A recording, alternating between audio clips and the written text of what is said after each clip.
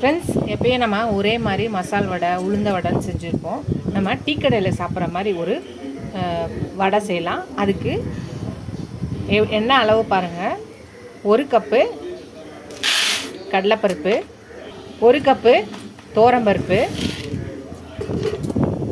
1/4 cup உளுந்தப்பருப்பு. இது முப்பருப்பு வடை. இது டிஃப்ரெண்ட்டாக செஞ்சு பார்ப்போம். நம்ம எப்பயும் ஒரே மாதிரி செய்யாமல் இதை நல்லா கழுவி இதை ஒரு 2 மணி நேரம் ஊற வச்சு எடுத்துக்கலாம். நல்லா கழுவி வாஷ் பண்ணியாச்சு. ஒரு 2 ஹவர்ஸ் ஊறட்டும். 2 ஹவர்ஸ்க்கு அப்புறம் நம்ம செய்யலாம். ஃப்ரெண்ட்ஸ், நம்ம முப்பருப்பு வடை செய்கிறதுக்கு ஊற வச்சுருந்தோம். 2 மணி நேரம் ஆயிடுச்சு. நல்லா ஊற வச்சு இந்த மாதிரி வடித்து எடுத்துக்கோங்க, தண்ணியே இல்லாமல். இப்போ இதை ஒரு பக்கம் இருக்கட்டும். ஒரு மிக்ஸி ஜார் எடுத்துக்கலாம்.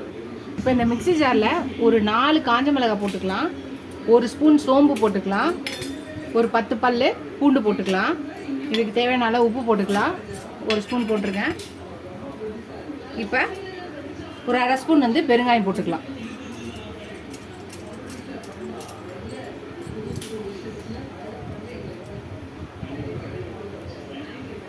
கொஞ்சோண்டு கருவேப்பிலை, ஒரு 2 கொத்து கருவேப்பிலை போட்டுக்கலாம். ஃபஸ்ட்டு இதை அடித்து எடுத்துகிட்டு வந்துடலாம். நல்லா தூள் பண்ணியாச்சு. இப்போ இந்த பருப்பை இதில் போட்டுடலாம்.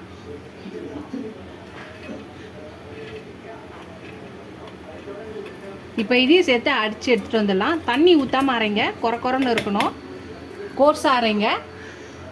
நல்லா நைஸாக அரைச்சிட்டிங்கன்னா ஒரு கை நீங்கள் பருப்பு எடுத்து வச்சுட்டு கூட அரைக்கலாம். இப்போ இதை அரைச்சி எடுத்துகிட்டு வந்துடலாம். அரைச்சாச்சு. இப்போ இதை ஒரு கிண்ணத்தில் போட்டுடலாம்.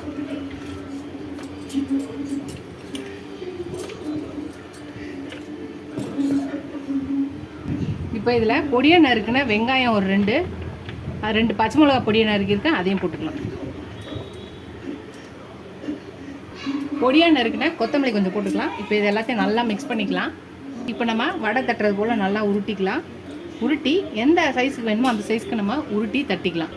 கடாயில் எண்ணெய் வச்சுருக்கேன். எண்ணெய் நல்லா காஞ்சிடுச்சு. இப்போ நம்ம தட்டி வச்சுருக்க வடையை போட்டுக்கலாம். இதே மாதிரி எல்லாத்தையும் நம்ம போட்டுக்கலாம்.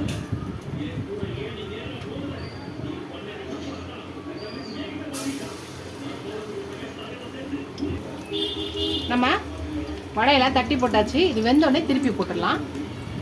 ஒரு பக்கம் வெந்துடுச்சு, இன்னொரு பக்கம் திருப்பி போட்டுடலாம் எல்லா வடையையும்.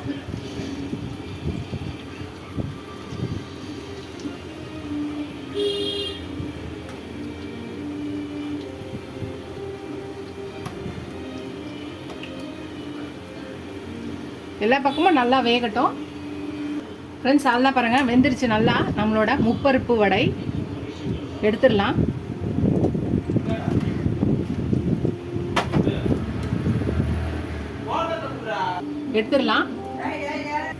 அதுதான் ஃப்ரெண்ட்ஸ், நம்மளோட முப்பருப்பு வடை ரெடி ஆயிடுச்சு. நீங்களும் இந்த முப்பருப்பு வடையை ட்ரை பண்ணுங்கள். எப்போயும் ஒரே மாதிரி உளுந்த வடை மசால் வடை செய்யாமல் இந்த முப்பருப்பு வடையை செஞ்சு பார்த்துட்டு எப்படி இருக்குன்னு சொல்லுங்கள்.